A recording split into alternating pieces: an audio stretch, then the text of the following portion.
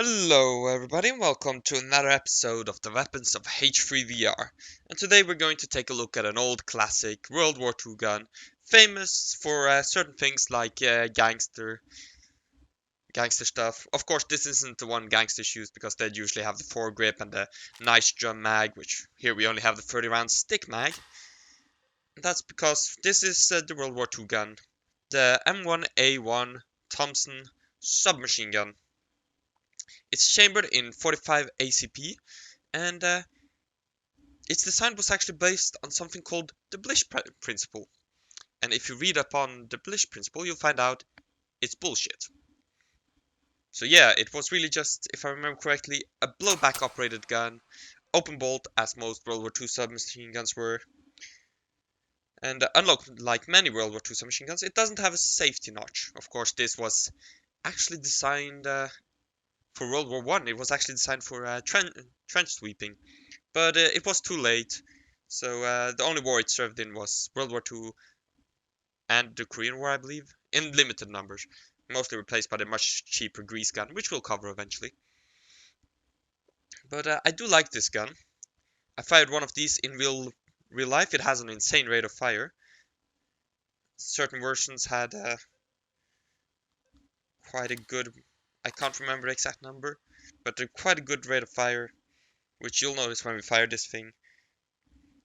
So yeah, it has a rear notch and a aperture,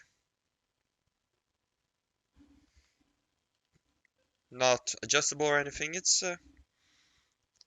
pretty easy to operate gun. It has semi, full auto, and safe. I forgot what I'm on now. 30 round stick magazines, I forgot to mention that. 45 ACP, as I mentioned. I think I mentioned. So, without further ado, let's shoot some clay pots. That's full auto.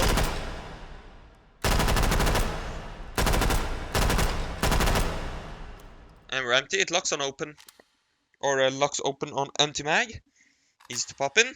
And you don't have to do anything, you can just go on firing again. Which is, not all guns have that. Let's do some semi-auto firing. Let's say.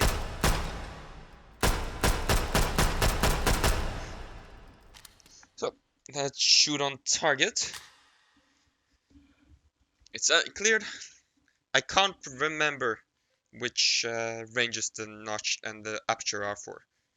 And also one thing to mention, the rear side on this thing is actually pretty far back. Like most guns would have the rear side about here, about where the handle is, but this one it's pretty far back.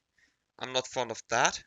And yeah, I also fired one of these in real life. I can't remember if I mentioned it. We're going to do one 30 round mag with the aperture and one with the other thingy, with the notch.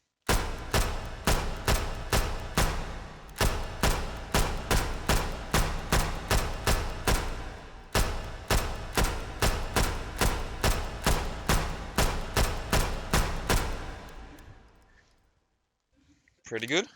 So I fired one of these full auto in real life. That was a lot of fun, but I had a bad time with the sights. Probably because of inexperience at the time.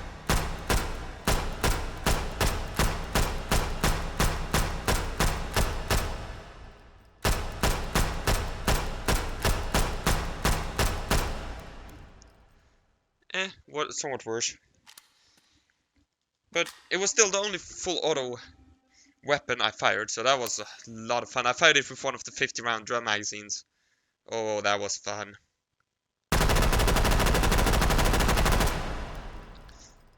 I did about this well. Nah, I did better, I think. But the recoil on this thing, it's pretty significant. Full auto. More than most other submachine guns in this game. Of course, most other submachine guns have either a lower rate of fire or a lighter cartridge, like the MP40 is 9mm parabellum. The what's it called? The Sten gun is also lighter. I can't remember what it is. We'll take a look at those guns at another time. But they're all 9mm cartridges, I believe. And of course, you have the Russian PPSH, which is 763 by something. But anyways, yeah. I do still like the Thompson gun. It's not the best submachine gun, but it still has a special place in my heart. Also because gangster. Now we just need the 4-grip one and the 50-round mag. One of those piano cases and we'll be rocking. And of course the version with the bolt handle on top. But anyways, I hope you enjoyed this video on the Thompson Submachine gun. Thank you for watching, and Happy New Year, it's 2018 now, and I'll see you guys in the next one. Bye!